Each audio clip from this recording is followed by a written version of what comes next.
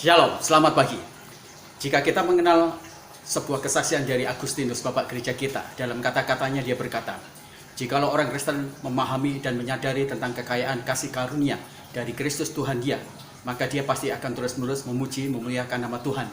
Tak akan pernah berhenti dari lidah bibir dia, tidak akan pernah berhenti dari hati dia, nyanyian, pujian, kehormatan bagi Tuhan Sang Penebus dia. Mari hari ini sebelum kita beribadah kepada Tuhan, kita menyiapkan hati kita menyiapkan seluruh kehidupan kita persembahkan pujian yang terbaik bagi Tuhan Sang Penyelamat kita semuanya. Mari kita semuanya memberikan sesuatu yang terbaik. Bawalah pujian, bawalah sesuatu untuk Tuhan Allah kita, Sang Penyelamat kita semuanya. Tuhan memberkati di pagi ini dengan sebuah berkat-berkat rohani, berkat jasmani, di pujian dan ibadah kita hari ini. Tuhan Yesus memberkati kita semuanya. Selamat beribadah.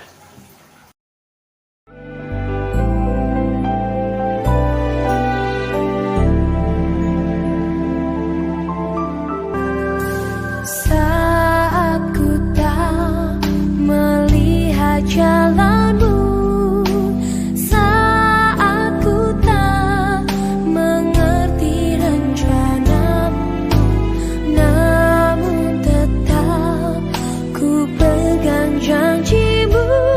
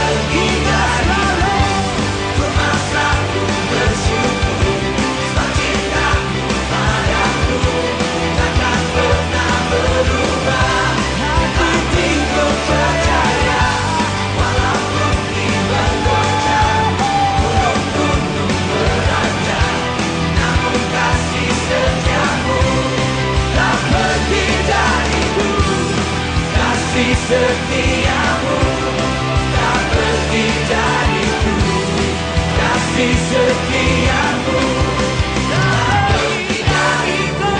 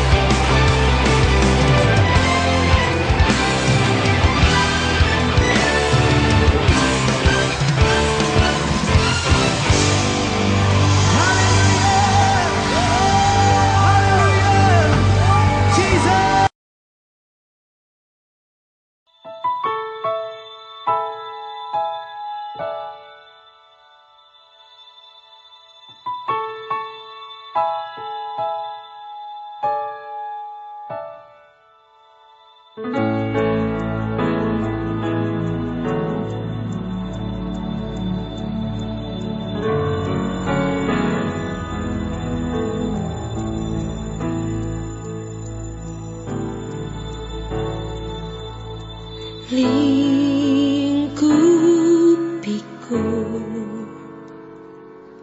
dengan sayapmu, naungiku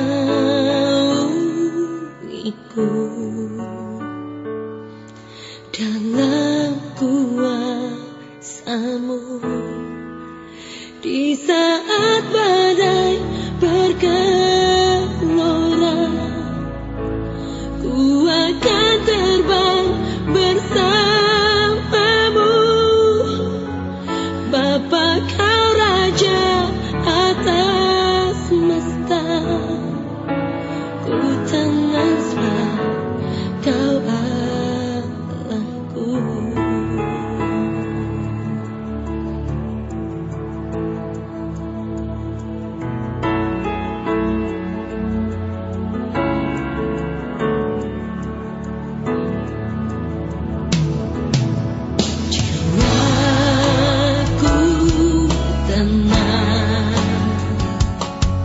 Dalam Kristus, lihat kuasanya dalam keheningan. Di saat badai bergelora, ku akan terbang bersama. Bapa kau raja atas nasa,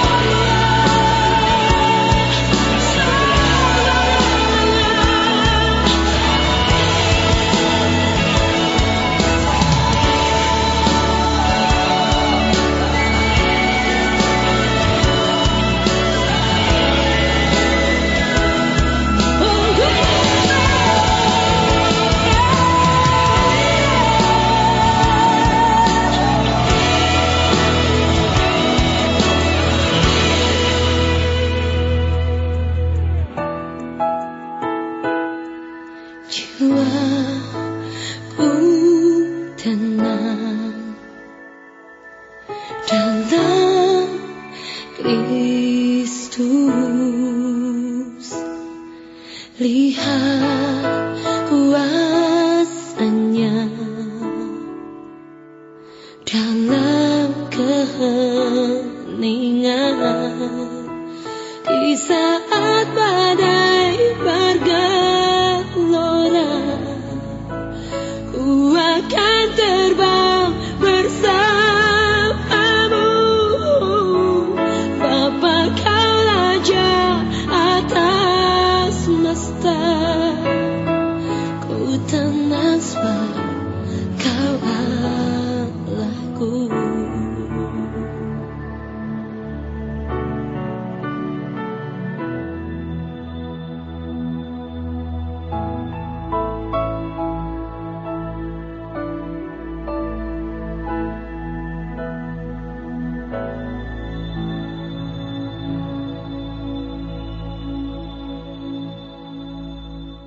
Haleluya.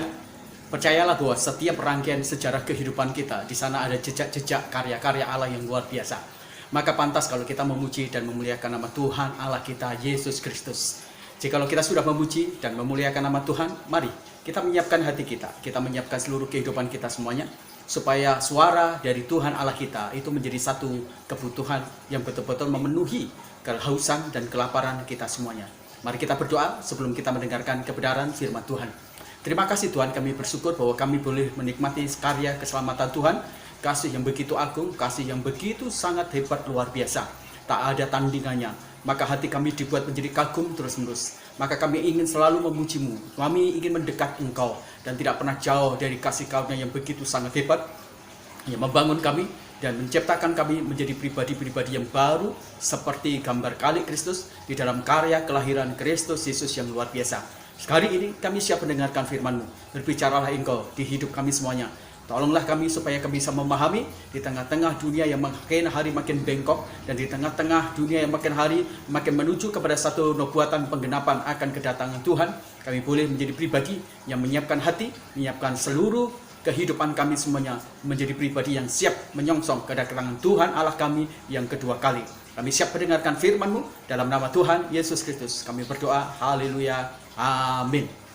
Bapak Ibu yang kekasih dalam Tuhan, hari ini kita secara khusus akan berbicara tentang saat hidup tak seideal mimpi harapan indah kita.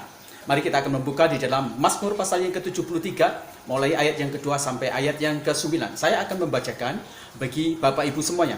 Tetapi aku sedikit lagi, maka kakiku terpleset, nyaris aku tergelincir. Sebab aku cemburu kepada pembual-pembual kalau aku melihat kemunculan orang-orang fasik. Sebab kesakitan tidak ada pada mereka, sehat dan gemuk tubuh mereka. Mereka tidak mengalami kesusahan manusia, dan mereka tidak kena tulah seperti orang lain. Sebab itu mereka berkalungkan kecongkakan dan berpakaian kekerasan. Karena kegemukan kesalahan mereka menyolok, hati mereka meluap-luap dengan sangkaan. Mereka menyindir dan mengata-ngatai dengan jahatnya. Hal pemerasan dibicarakan dengan tinggi hati. Mereka membuka mulut melawan langit, dan lidah mereka membual di bumi. Amin. Berbahagialah kita yang membaca kebenaran firman Tuhan, menyimpan, melakukannya, karena firman Tuhan itu akan menjadi berkat bagi kita semuanya. Ada beberapa keluarga-keluarga Kristen, ketika mereka menghadapi pandemi COVID ini, mereka menelpon kepada saya, karena dari beberapa mereka dipanggil oleh Tuhan karena sakit COVID itu. Dari beberapa mereka yang menelpon dan kemudian memberikan sebuah pesan WA di HP saya, mereka mempertanyakan tentang kebaikan Tuhan. Mereka mempertanyakan tentang bagaimana perlindungan Tuhan. Mereka mempertanyakan mengapa Tuhan izinkan segala sesuatu yang kelihatannya tidak baik terjadi dalam hidup mereka. Ada begitu banyak hal-hal yang kita kemudian munculkan dalam pertanyaan-pertanyaan kita ketika kita mengalami masalah-masalah yang tidak sesuai dengan ideal harapan indah yang kita inginkan dalam kehidupan kita. Saat kita mengikut Dia, saat kita mempercayakan hidup kita kepada Tuhan. Banyak pertanyaan-pertanyaan yang bersifat negatif, banyak pertanyaan-pertanyaan yang bersifat meragukan tentang kebenaran dari sebuah otentik dari pemeliharaan Tuhan, providen Allah di dalam kehidupan kita semuanya. Semua keluar begitu mudah tentang pertanyaan-pertanyaan yang tidak cukup bagus bagi Allah kita semuanya. Untuk setiap hal-hal yang tidak baik, seringkali kita memberikan tanda tanya begitu banyak kepada Allah kita semuanya. Tetapi untuk sesuatu yang begitu baik, luar biasa, kita tidak pernah memberikan tanda tanya. Bahkan mungkin kita akan memberikan sebuah kode yang sangat bagus. Mungkin juga sebuah seperti mosi yang begitu indah luar biasa. Tapi Bapak Ibu yang kekasih dalam Tuhan, inilah realitas hidup. Bahwa realitas hidup itu tidak sebanding, tidak sesuai, kadang-kadang sesuai dengan ideal dan harapan indah yang kita cita-citakan.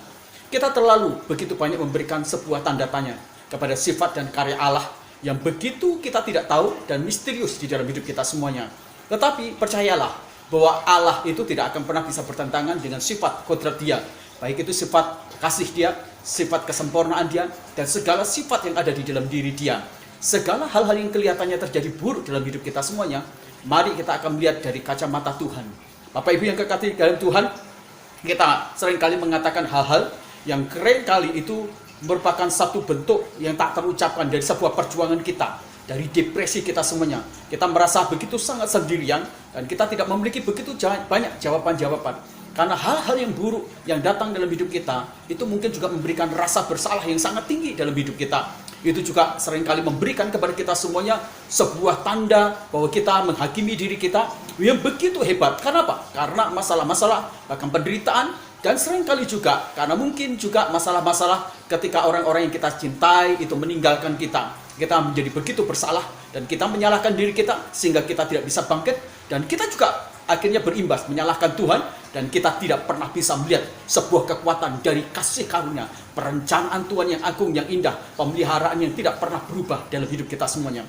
Asap, Bapak Ibu yang kekasih dalam Tuhan, pertama kali kalau dia membaca dalam ayat 2, Bapak Ibu, kita bisa membaca, kita bisa melihat bagaimana sebenarnya apa yang ada di dalam benak, pikiran, dan hati dia.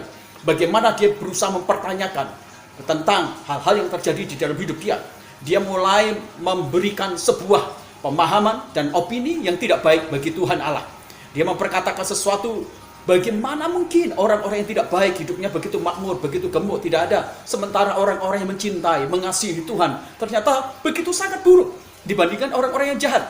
Itu yang terpikir di dalam opini iman dia, dalam opini pikiran dia. Sehingga dia mengalami sesuatu yang distorsi di dalam cara berpikir dia tentang Tuhan. Cara memahami dia dengan Tuhan, cara kemudian dia memberikan sebuah argumen dalam diri dia tentang Tuhan yang ada, dia percaya di dalam hidup dia. Asap juga mempertanyakan dan begitu sangat sibuk dia menyelidiki. Dan dia mengatakan tidak ada gunanya kita menjadi taat kepada Tuhan, tidak ada gunanya kemudian kita beriman kalau itu tidak berbanding lurus dengan kebaikan-kebaikan yang seharusnya terjadi. Bukankah kita menyembah Allah yang baik? Mengapa terjadi sesuatu yang tidak baik? Bukankah kita menyembah kepada Allah yang begitu sangat sempurna? Tetapi mengapa ada begitu banyak yang tidak baik dalam hidup kita semuanya? Kita mengukur kebaikan Tuhan itu selalu dengan kebaikan-kebaikan yang harus terjadi. Tetapi kita tidak pernah memahami bahwa dalam segala hal yang buruk pun Allah tidak pernah berubah dalam segala kebaikannya. Kebaikannya tidak pernah keburukan dalam hidup kita. Semua hal yang tidak sesuai dengan ideal kita yang baik tidak pernah mengurangi sebuah kualitas kebaikan, perencanaan Allah, bahkan providen Allah dalam hidup kita semuanya. Kita hanya melihat Allah sebatas perasaan kita, sebatas luka yang kita alami, sebatas tekanan yang kita hadapi. Tetapi sebenarnya kita harus tahu bahwa Tuhan itu jauh lebih dekat dibandingkan apa yang kita pikirkan. Tuhan itu jauh lebih baik daripada apa yang kita pikirkan. Tuhan itu jauh lebih hebat karya-karyanya daripada apa yang kita rasakan, apa yang kita pikirkan dalam setiap opini kita yang tidak baik. Dan asumsi-asumsi kita yang mungkin lebih paradigmanya negatif dibandingkan dengan karya Allah yang sejati yang tidak selalu baik dalam hidup kita semuanya. Bagaimana Bapak Ibu kita akan belajar bersama-sama dari Asaf ini. Bagaimana dia bisa membangun akhirnya di tengah-tengah segala sesuatu yang tidak ideal itu. Akhirnya dia menemukan satu kekuatan iman rohani dan dia kemudian bangkit. Dan dia kemudian mengalami pembaharuan. Dia mengalami satu metaformose di dalam cara berpikir dia. Dia mengalami metaformose di dalam hati dia. Dan dia memandang akhirnya tidak lagi dari kaca pandang yang negatif dalam opini-opini yang buruk tentang Allah dia.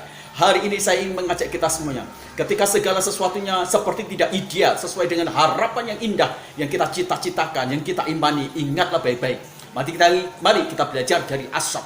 Bagaimana dia mengubah dan dia kemudian membangun sebuah opini, asumsi, bukan hanya sekedar asumsi, sebuah pengertian, pengetahuan yang benar tentang Allah dia yang sejati. Itu yang dapat kita pelajari bersama-sama. Bagaimana caranya kita kemudian menghilangkan sebuah kesan yang buruk, sebuah kesan yang meragukan dan negatif terhadap Allah di tengah-tengah penderitaan, di tengah-tengah segala hal yang buruk yang sedang kita alami.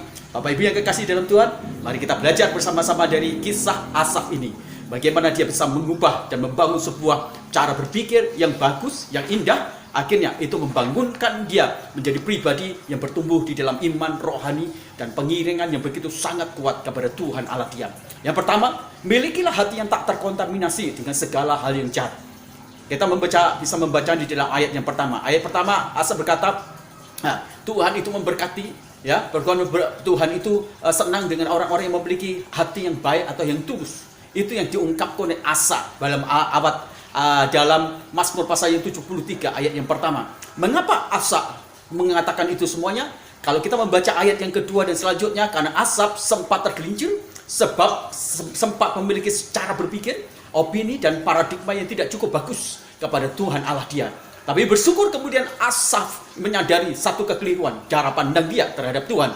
Dan akhirnya dia mengatakan dia membangun hatinya itu menjadi hati yang tulus, hati yang murni, hati yang bersih, luar biasa. Asaf mengatakan bahwa orang yang hatinya tulus itu dijagai dari hal yang jahat.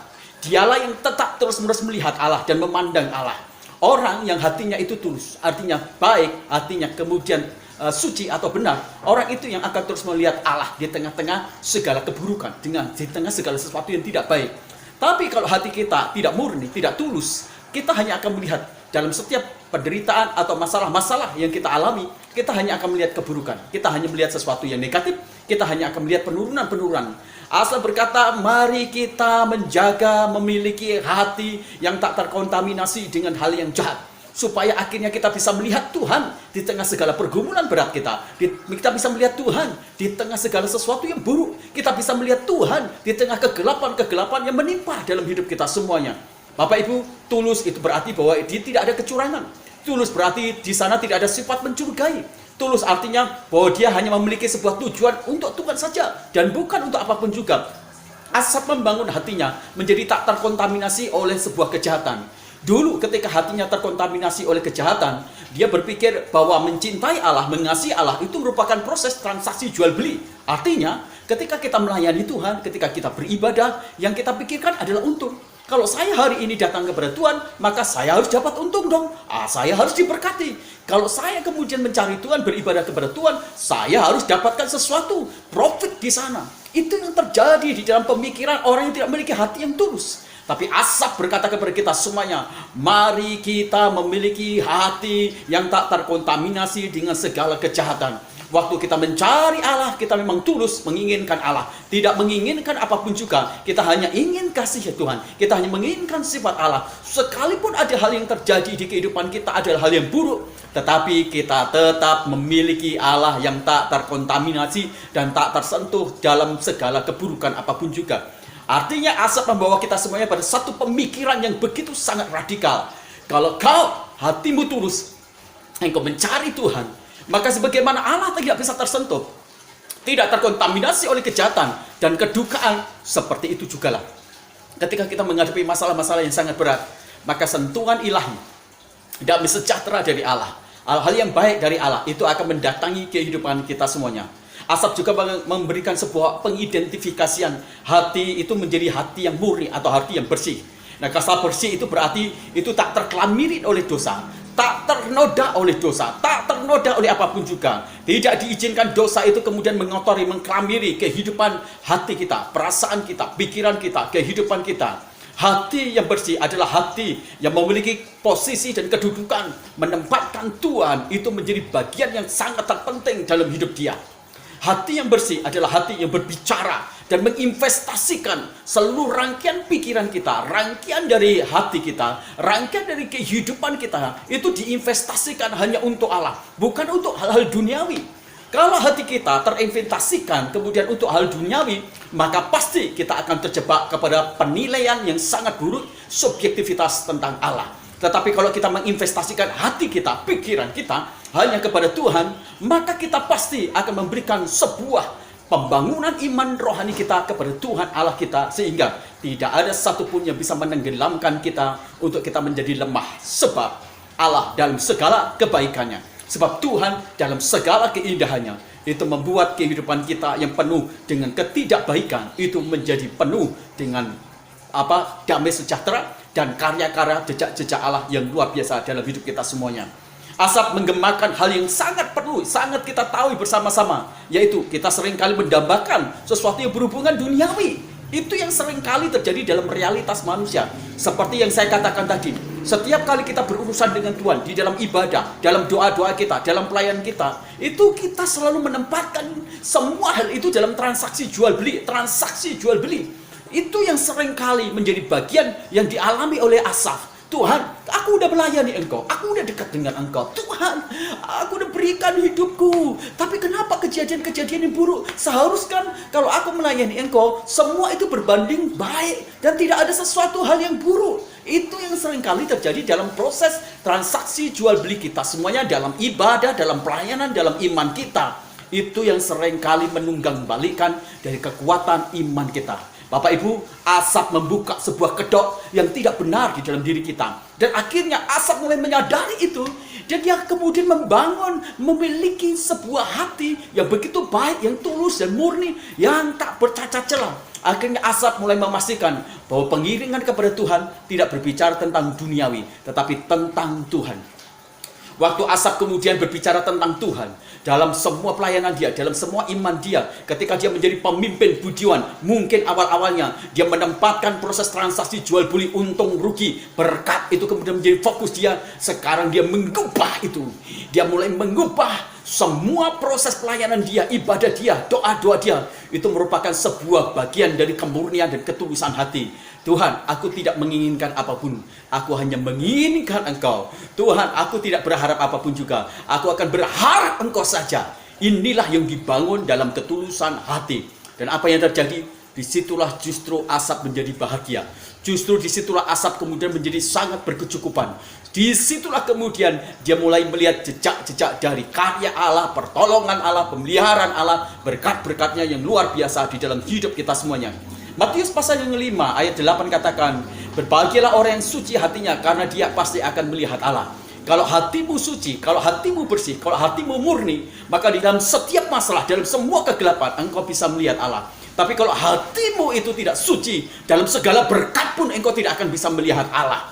Camkan ini baik-baik. Maka mari kita memiliki hati yang baik, hati yang bersih, hati yang tulus, hati yang tidak tercemar, hati yang tidak terkontaminasi oleh kejahatan.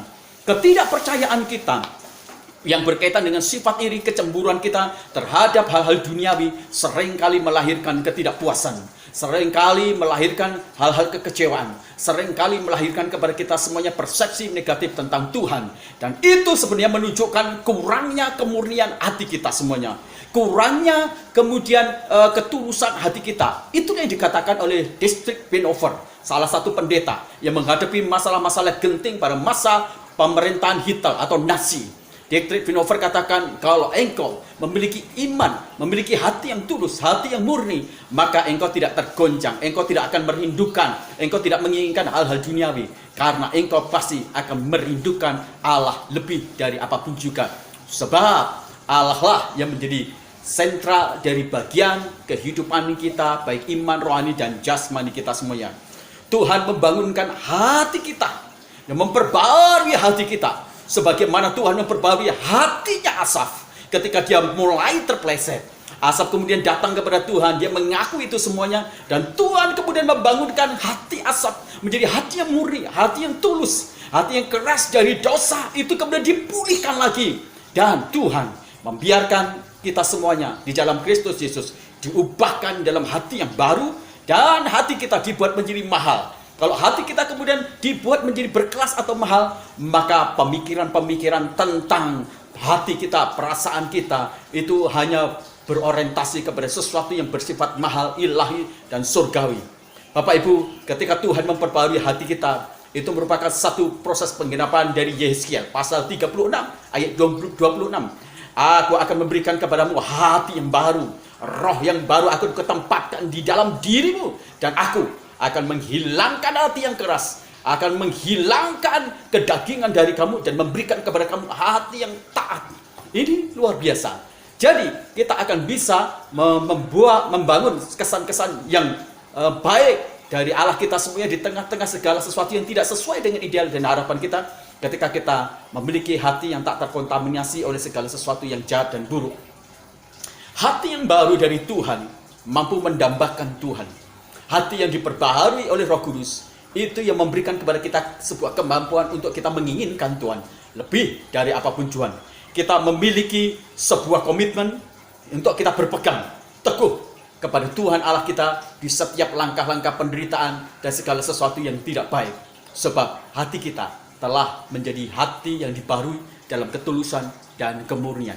Ini yang sedang dibicarakan dan terus-menerus dibangun Asaf ketika dia berada dari satu wilayah pertanyaan-pertanyaan yang begitu sangat akut karena idea dari imannya yang tidak terjadi dalam realitas yang sangat indah. Yang kedua, Bapak Ibu yang kekasih dalam Tuhan, saat kita menghadapi masalah-masalah atau ideal-ideal yang tidak sesuai dengan harapan kita, apa yang harus kita bangun supaya kesan buruk tentang Tuhan Allah kita tidak terjadi dalam persepsi iman dan persepsi perilaku kita semua. Yang kedua, milikilah kesadaran bahwa kekayaan, kemapanan bukan sebuah ukuran orang itu rohani atau dikenal. Kalau kita membaca ayat 3 dan 4, di sana dipaparkan tentang orang-orang yang kaya luar biasa. Mereka dipaparkan adalah orang-orang yang sukses luar biasa. Dan kita seringkali orang-orang Kristen itu berpikir gini, kalau orang itu kaya berarti orang itu rohani. Kalau orang itu kaya berarti orang itu diberkati Tuhan dong. Kalau orang itu kaya berarti dia dicintai Tuhan. Berhenti dulu. Berhenti dulu kalau kita berbicara bahwa orang kaya itu adalah orang-orang yang rohani, orang yang diberkati Tuhan, dicintai. Berhenti dulu.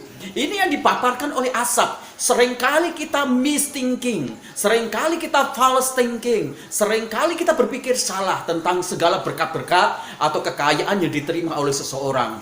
Orang Kristen itu seringkali bodoh di dalam pikiran dia. Orang Kristen itu seringkali bodoh di dalam pemikiran teologi dia. Orang Kristen itu selalu bodoh di dalam perasaan-perasaan dia. Seringkali kalau dia melihat orang kaya, wah orang itu diberkati Tuhan, orang itu dicintai Tuhan.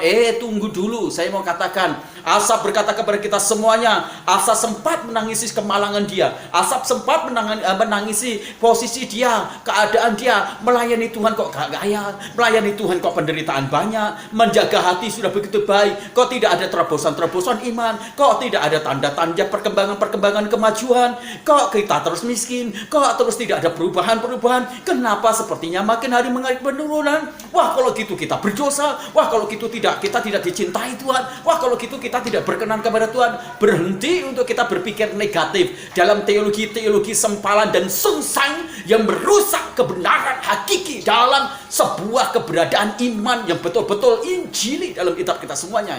Kekayaan itu tidak berhubungan dengan tingkat kerohanian seseorang. Kekayaan itu tidak ada hubungannya juga dengan tingkat iman seseorang. Kekayaan tidak ada hubungannya dengan tingkat cinta kita kepada Tuhan.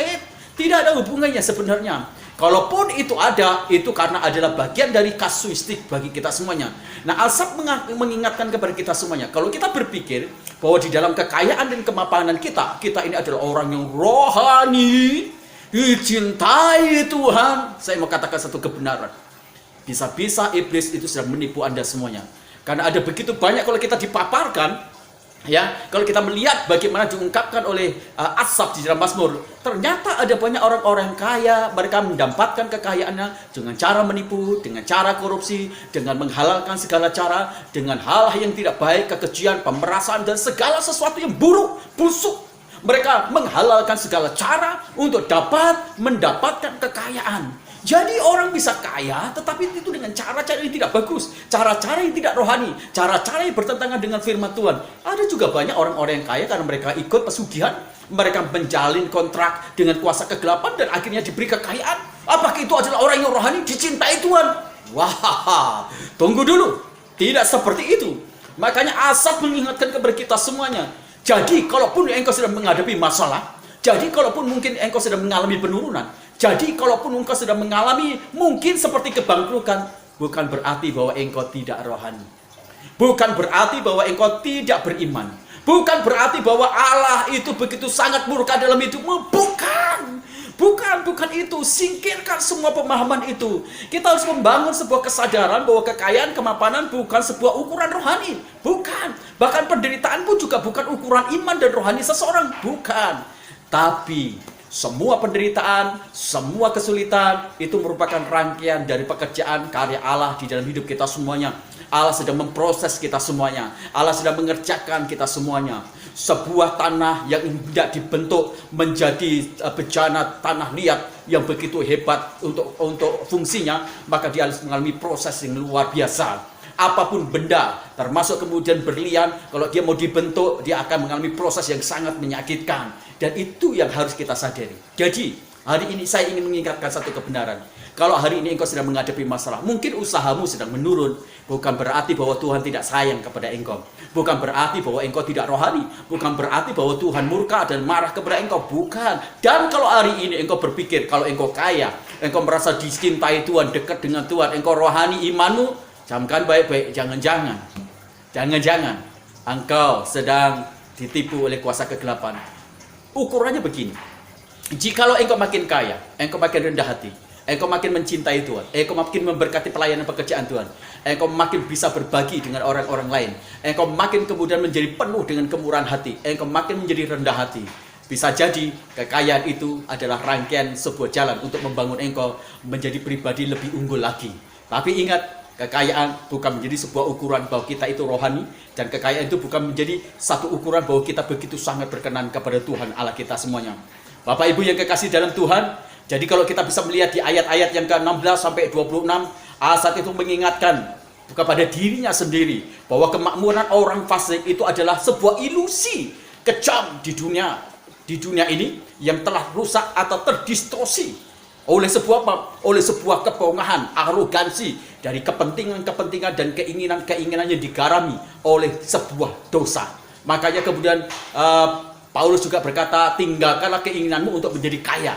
Karena itu yang mendorong orang itu kemudian jatuh, terjebak, tergoda dalam masalah-masalah yang sangat akut dengan kejahatan-kejahatan. Hanya melalui kacamata yang rusak, orang akan melihat bahwa apa yang dia miliki di dalam kekayaannya itu merupakan satu unsur kepastian bahwa dia adalah orang rohani, bahwa dia adalah orang yang diperkenan sama Tuhan, walaupun dia melakukan kejahatan-kejahatan dalam bisnis dia, walaupun dia melakukan kecurangan-kecurangan untuk mencari uang dengan cara korupsi. Tapi kalau kita menggunakan kacamata dari Allah, maka kita akan menyadari semua harta yang datang dalam hidup kita, jikalau bukan karena Tuhan memberkati, maka tidak ada apa-apanya. Maka Bapak Ibu, kalau kita melihat sebuah ideal-ideal yang tidak sesuai dengan harapan kita yang indah di dalam iman kita, maka ingatlah, bangun sebuah keyakinan, kesadaran bahwa kekayaan, kemapanan bukan sebuah ukuran. Jadi, itu yang tidak akan membuat kita stres. Bahkan di dalam segala kemiskinan kita, keterpurukan kita, itu juga bukan merupakan sebuah identifikasi bahwa kita itu adalah orang berdosa. Kita adalah orang yang dibenci atau Tuhan marah dengan kita. Bukan. Semua adalah rangkaian dari sebuah proses. Yang penting Bapak Ibu yang kekasih dalam Tuhan, ingatlah baik-baik bahwa kita itu adalah pribadi yang betul-betul dicintai Allah. Apa adanya kita semuanya.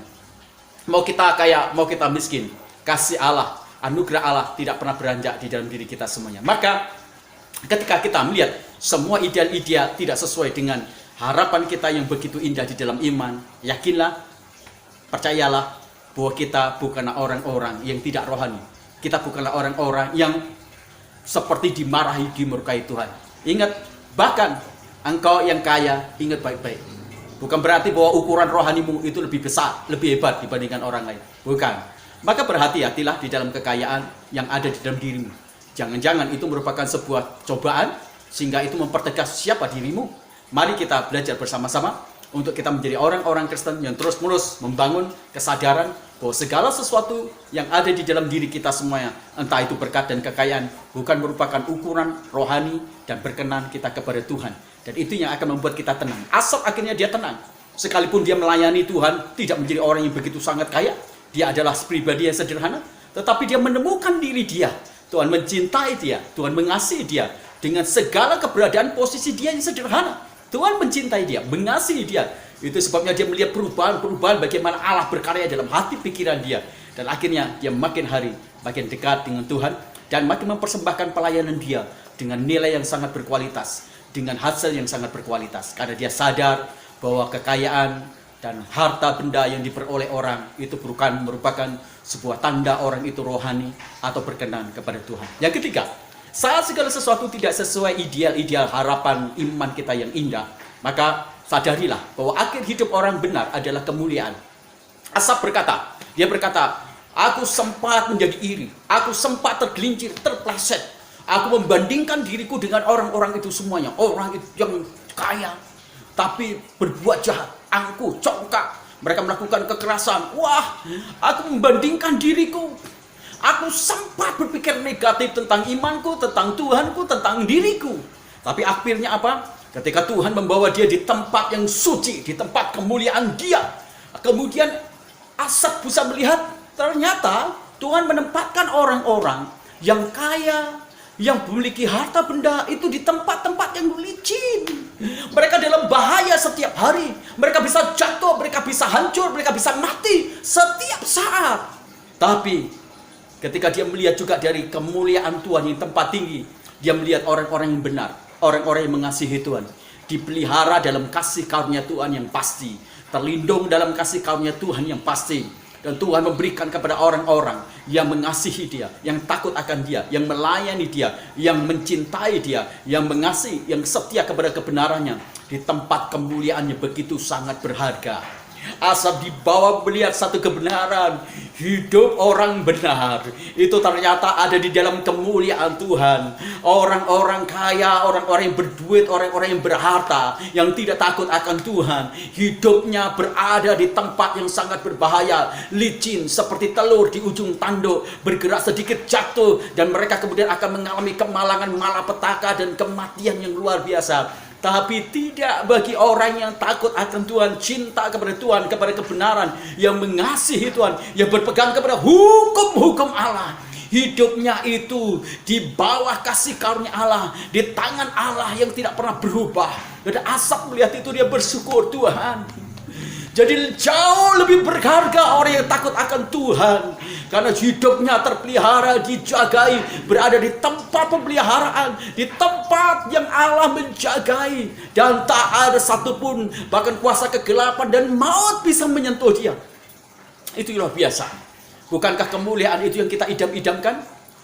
Waktu para tua-tua 24, mereka mendapatkan mahkota, dan mereka berhadapan dengan Tuhan, mahkota itu dibuang. Waktu dia melihat Tuhan yang begitu mulia di dalam kesucian, kemuliaannya tanpa batas, mereka mendapatkan satu hal yang jauh lebih hebat daripada mahkota. Kemuliaan Tuhan itu jauh melebihi apapun juga, dan itu yang diingatkan Asap. Nah, Bapak Ibu yang kekasih dalam Tuhan, waktu engkau melihat segala sesuatu tidak ideal sesuai dengan harapan yang indah dalam imanmu, engkau sedang disadarkan bahwa engkau sedang memiliki sebuah kepastian bahwa hidupmu itu berada di dalam kemuliaan Allah kita yang kekal, yang luar biasa. Itu yang diidam-idamkan dari ribuan abad demi abad. Bagaimana orang berharap mendapatkan kemuliaan dari Tuhan. Bukankah Bapak Ibu yang kekasih dalam Tuhan, orang-orang berjuang dalam sebuah olimpiade dari zaman Athena sampai sekarang ini, supaya mereka kemudian mendapatkan mahkota yang menurut mereka mulia.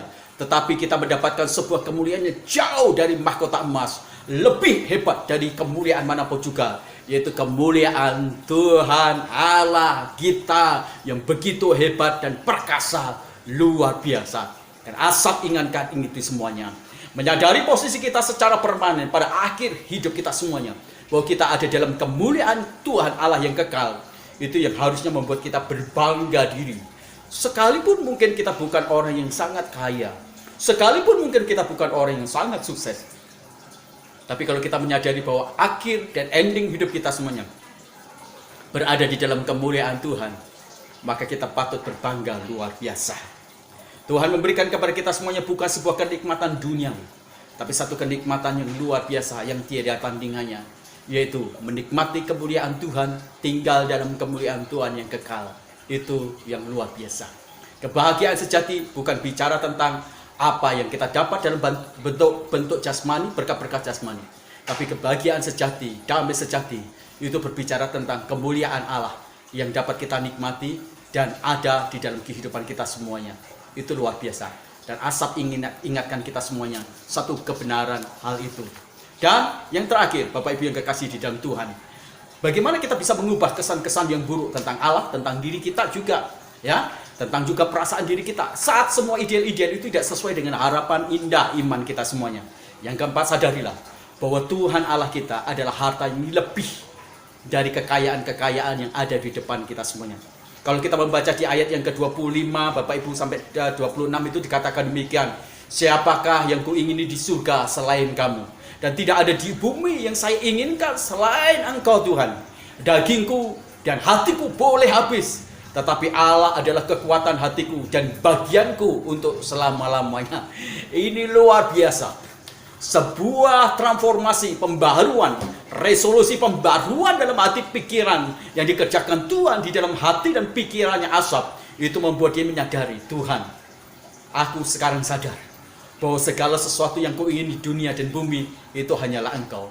Engkaulah yang terbaik, Engkaulah satu-satunya, dan tidak ada satu pun yang bisa menandingi. Engkau punya berlian yang sangat mahal, Engkau punya rumah yang begitu banyak, Engkau punya uang dalam deposito yang banyak. Itu tidak bisa menggantikan tentang sebuah hakikat bahwa Allah kita lebih hebat, lebih besar, lebih penting daripada harta yang kita miliki. Engkau punya harta, tapi engkau tidak punya Allah, maka engkau akan mengalami kekosongan tanpa batas. Mungkin engkau bukan orang kaya, tapi engkau punya Allah. Engkau akan memiliki damai sejahtera yang tidak dapat dibeli oleh dunia ini, yang tidak dapat diberikan oleh dunia ini. Dan itu yang disadari oleh Asaf. Segala hal yang ada di dalam dunia ini, Bapak Ibu, ini merupakan sesuatu yang sementara. Hartamu itu sementara. Makanya jangan sombong kalau kau punya mobil, punya rumah, punya apa saja. Kau punya pekerjaan yang hebat, Tuhan bisa putusin pekerjaanmu. Tuhan bisa lakukan sesuatu yang buruk. Pekerjaanmu bisa diambil, hartamu bisa diambil, rumahmu bisa diambil, bisa terbakar, segala sesuatu bisa. Hari-hari ini kita bisa melihat di tengah-tengah masa pandemi ini orang-orang mengalami kolap bangkrut luar biasa. Jadi jangan bangga, jangan sombong kalau engkau punya pekerjaan. Jangan sombong kalau engkau sehat. Jangan sombong kalau kau punya uang. Jangan sombong rohani juga. Jangan. Itu yang akan membuat engkau terperosok. Sekali waktu ketika segala sesuatu tidak ada di dalam hidupmu dan semuanya meninggalkan, engkau bisa gila, engkau bisa stres, engkau depresi. Karena itu yang kau inginkan. Yesus berkata, di mana hatimu berada, di mana hartamu berada, di situ hatimu ada. Harusnya kita mengatakan, Tuhan, hartaku itu adalah Engkau satu-satunya. Kalau harta kita Tuhan, kita punya Tuhan dalam kekekalan. Dia tidak dapat dicuri, dia tidak dapat dibakar, dia tidak dapat dilenyapkan. Itu jauh lebih penting dari apapun juga. Sebaliknya Bapak Ibu yang kekasih dalam Tuhan, kalau kita memiliki Allah, jiwa kita pasti akan mengalami kepenuhan, kepuasan. Kalau kita memiliki segala sesuatu yang ada di dalam dunia ini, maka kita pasti akan mengalami kekosongan, kehampaan. Hidup kita tidak akan pernah merasa puas. Asaf menyadari bahwa kebutuhan vital manusia sejati adalah tentang Tuhan dan bukan tentang harta benda apapun juga. Hakikat sejati dari sebuah kebutuhan manusia adalah Tuhan. Engkau boleh menikmati makanan apapun juga, tapi tanpa Tuhan engkau akan mengalami kekosongan. Engkau akan mengalami titik jenuh. Itu sebabnya mengapa banyak orang-orang yang kaya, miliarder, triliuner, yang luar biasa, akhir hidupnya sangat menyedihkan. Mereka mengakhiri hidup mereka dengan bunuh diri, padahal ada banyak uang. Kenapa? Sebab mereka tidak memiliki Tuhan. Yesus berkata, apa untungnya engkau memiliki seluruh harta benda di dalam dunia ini, kalau jiwamu binasa? Kenapa? Karena engkau tidak memiliki Tuhan. Asaf berkata kepada kita semuanya, bahwa kita harus menyadari, bahwa harta kita satu-satunya yang sangat penting lebih dari apapun juga adalah Tuhan. Kalau kita punya Tuhan yang menciptakan langit dan bumi ini, maka kita juga akan tersuplai oleh kekayaan yang Tuhan miliki di dalam diri Dia sendiri. Surga tidak akan pernah kehabisan stok untuk memberkati kita. Surga tidak pernah kehabisan berkat untuk memberkati kita semuanya. Surga tidak akan pernah kehabisan waktu kita berteriak minta pertolongan. Surga tidak pernah kehabisan. Maka yakinilah, perhatikanlah sesuatu kebenaran, bahwa hal yang utama di dalam kehidupan kita bukanlah tentang apa yang kita belanjakan, bukanlah tentang apa yang kita akan habiskan, bukan tentang apa yang kita dapatkan dalam kerja keras kita, bukan apa yang kita dapatkan dalam harta benda kita, tetapi tentang Tuhan Allah yang menjadi milik kita satu-satunya. Ini harus kita sadari. Bukankah setiap nafas kita jauh lebih berharga dibandingkan harta benda rumah Anda? Anda punya rumah, tapi kalau Anda tidak punya nafas, Anda mau? Saya yakin Anda tidak mau. Kalau saya tanya, mana yang pilih? Kalian memiliki uang 1 triliun, tapi kamu tidak punya nafas. Tapi kalau saya katakan, kalau kamu mungkin sederhana, tapi kamu hidup sehat, nafasmu berjalan dengan baik, saya yakin kita pilih nafas. yang Tuhan berikan dalam hidup kita semuanya. Ini saja sudah bisa melihat bahwa ukuran dari sebuah pemberian Tuhan itu begitu berkualitas. Apalagi kalau kita punya Tuhan itu sendiri sebagai hal yang sangat penting absolut di dalam hidup kita semuanya. Pada akhirnya Tuhan akan cukup bagi kita semuanya. Pada akhirnya kita menyadari bahwa Tuhan itu jauh lebih cukup dari harta yang kita miliki. Sebab ketika kita punya Tuhan, kita memiliki tingkat kepuasan yang jauh dari kepuasan-kepuasan dunia. Semua yang ada di dalam dunia ini, tingkat kepuasannya itu naik, kemudian berhenti pada satu titik dan mengalami penurunan sampai paling bawah juga. Tapi waktu kita punya Tuhan, maka kepuasan kita naik, more, dan tak pernah ada penurunan. Ini yang hebat. Dan itu yang dialami oleh Asaf. Asaf mengalami hal yang luar biasa. Waktu dia mulai menyadari bahwa Tuhan adalah harta yang begitu sangat penting, lebih dari kekayaan yang ada di dalam dunia ini. Maka dia mulai menikmati kepuasan demi kepuasan yang sejati di dalam Tuhan Allah kita. Bukankah kita ingat Blaise Pascal, satu statementnya, seorang psikiawan, fisikiawan yang luar biasa, saintifik yang luar biasa, tapi dia bisa mengeluarkan statement. Di dalam hidup kita semuanya ini ada satu ruangan kosong yang tidak dapat dipenuhi oleh popularitas, kekuasaan, harta benda apapun juga akan semakin kosong. Karena ruang itu adalah hati yang berbentuk tentang Allah. Maka semakin kita tidak punya Allah, semakin kosong hidup kita. Tapi kalau kita punya Tuhan, maka kita baru tahu apa artinya tenang, damai, kepuasan yang sejati. Itu yang kemudian dibangun oleh Asaf. Ini bukan tentang spiritualitas yang kita buat-buat, bukan. Ini bukan usaha untuk memposisikan kita dengan cara-cara agamawi supaya kita mendapatkan kasih karunia. Oh, bukan. Ini adalah sebuah kebenaran bahwa kasih karunia Allah itu menyadarkan kepada kita semuanya bahwa akhirnya kasih karunia Allah itu menyadarkan bahwa Allah itu begitu sangat penting dan sangat penting. Dan akhirnya kasih karunia Allah itu mendorong kita untuk mendambakan Tuhan lebih dari apapun Tuhan. Tuhan, hanya kamu Tuhan. Dan tidak ada yang lain yang kau inginin di hatiku di dunia dan bumi. Inilah satu kebenaran. Waktu kita menyadari bahwa Allah itu ada segala-galanya, kita berkata, Tuhan, ya hanya Engkau. Dan tidak ada yang lain yang kau ingini. Baik itu di bumi dan di surga. Ini adalah satu kesaksian yang terpenting di alam semesta ini. Bahwa kita semuanya memiliki satu kebenaran yang bisa memuaskan kepuasan kita pada tingkat yang sangat sempurna adalah Allah itu sendiri. Bahkan itu yang disaksikan oleh Yohanes. Karena Allah mengasihi kita lebih dulu, baru kita bisa mengasihi Allah dan kita bisa menemukan damai sejahtera. Agustinus, salah satu bapak gereja kita, dia berkata demikian, Tuhan, berikanlah kepadaku rasa manis yang melampaui semua kesenangan yang menggoda yang pernah ku kejar. Izinkanlah aku untuk mencintaimu dengan segenap kekuatanku, agar aku dapat menggenggam tanganmu dengan segenap hatiku. Engkau Tuhan adalah Rajaku dan Tuhanku. Asaf akhirnya memandu kita semuanya untuk kita membangun satu komitmen di hati kita, di pikiran kita kepada Tuhan dan berkata, kamu Tuhan dan hanya kamu Tuhan saja untuk hidupku di sepanjang seluruh rangkaian sejarah kehidupanku di dunia ini. Riley, salah seorang teolog, dia berkata, hanya Allah kebutuhan pertama dan terakhir kita. Allah adalah absolut untuk kita sebagai yang kita perlu bagi orang-orang yang berdosa.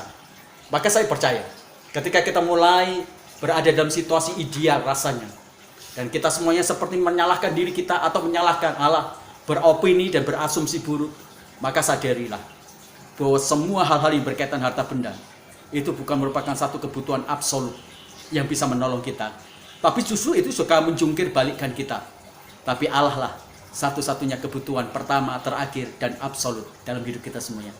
Kiranya kebenaran firman Tuhan ini menguatkan kepada kita semuanya. Jangan terlalu menyalahkan dirimu, jangan terlalu kemudian menghakimi dirimu ketika segala sesuatu tidak sesuai dengan ideal kita.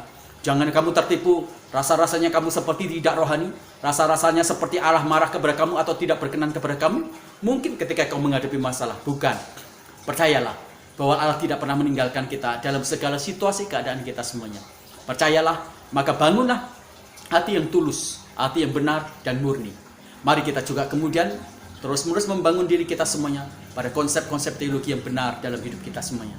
Tuhan memberkati kita di kebenaran kita pagi ini, di firman Tuhan yang memberkati kita. Mari kita berdoa bersama-sama. Bapa di dalam surga, hari ini kami secara khusus berdoa untuk beberapa orang-orang yang telah memberikan Tuhan tulisan-tulisan dari pokok-pokok doa mereka semuanya.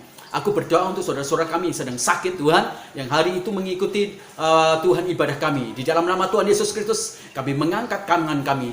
Di dalam nama Tuhan Yesus, segala sakit penyakit yang ada dalam tubuhmu, entah itu COVID, entah itu tekanan darah itu tinggi, jantung, liver, ginjal, atau sakit Tuhan peredaran darahmu, atau paru-parumu, apa saja yang ada dalam tubuhmu, demi nama Tuhan Yesus Kristus, Allah sang penyembuh dan tabib dari segala tabib, nama di atas segala nama, seperti firman-Nya, oleh pil Tuhan Yesus engkau menjadi sembuh. Maka aku memberkati, aku mengatakan sakit penyakit apa saja yang ada di dalam tubuhmu, kami patikan, kami lepaskan di dalam tubuhmu dalam nama Tuhan Yesus. Dan sekarang demi nama Tuhan Yesus Kristus, jadilah sembuh oleh pilur dan kuasa darah Yesus itu sendiri.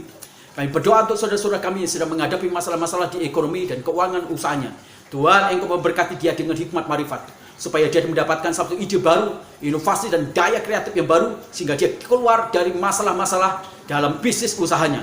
Tuhan memberkati dengan cara-cara yang baru, cara-cara yang tak terpikirkan, dengan usahanya supaya makin hari makin menggeliat, bangkit lagi dan pulih lagi, sehingga dia bisa memberkati begitu banyak orang.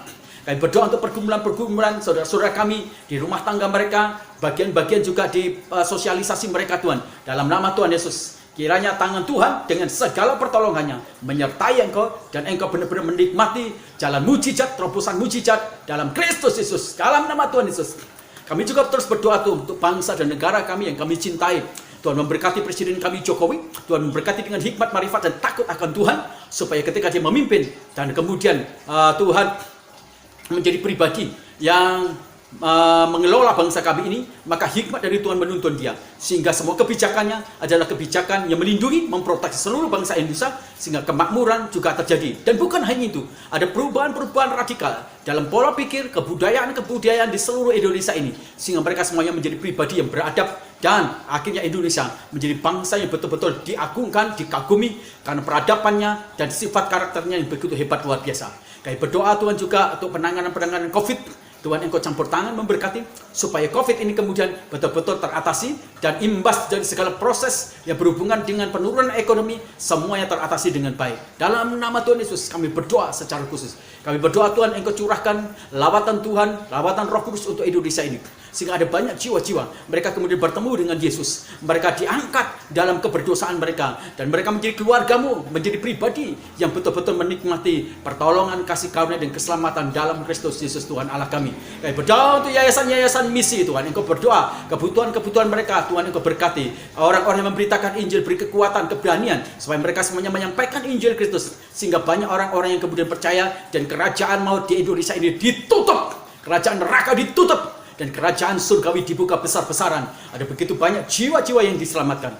Kami berdoa untuk sponsor-sponsor kami yang Tuhan memberkati kami di bidang beasiswa, di operasional gereja kami, dan begitu banyak pelayanan-pelayanan misi yang sudah kami lakukan. Oleh karena begitu banyak donatur, memberkati mereka berkali lipat di usaha mereka, di bisnis mereka, bahkan kemudian di perusahaan mereka, di kesehatan mereka, kedamaian anak mereka semuanya, sehingga mereka semuanya menikmati segala berkat yang baik yang datang dari Tuhan. Tuhan terima kasih. Kami berdoa untuk orang yang bernasar untuk membangunkan gereja, memberkati berlipat kali ganda, tapi juga berkati hatinya untuk terus-menerus stabil, untuk menwujud nyatakan nasar-Mu Tuhan.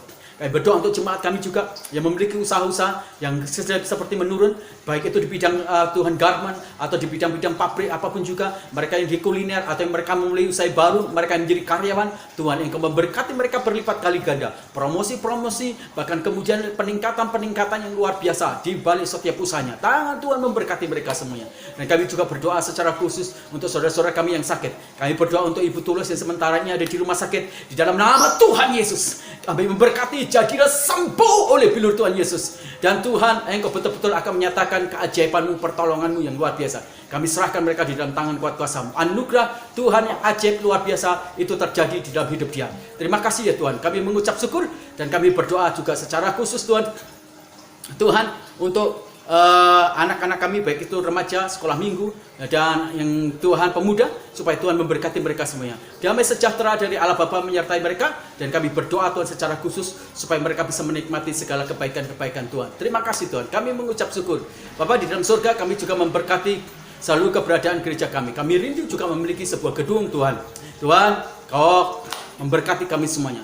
Jikalau Tuhan, Tuhan berencana, Engkau juga bisa menggerakkan orang-orang untuk bisa memenuhi, kami bisa memiliki sebuah gedung atau kami memiliki sebuah tempat secara permanen sehingga kami bisa berdoa, bisa beribadah dengan baik Tuhan. Terima kasih Tuhan, kami percaya bahwa support yang paling penting dalam hidup kami, yang menjadi suplainya adalah Engkau sendiri. Terima kasih Tuhan, kami mengucap syukur. Kami bersyukur untuk segala kebaikan Tuhan, kami bersyukur untuk segala hal yang luar biasa Tuhan berkati dalam hidup kami semuanya. Terima kasih Tuhan. Akhirnya keluargaku yang kekasih dalam Tuhan, angkat kedua tanganmu dan terimalah berkat Tuhan.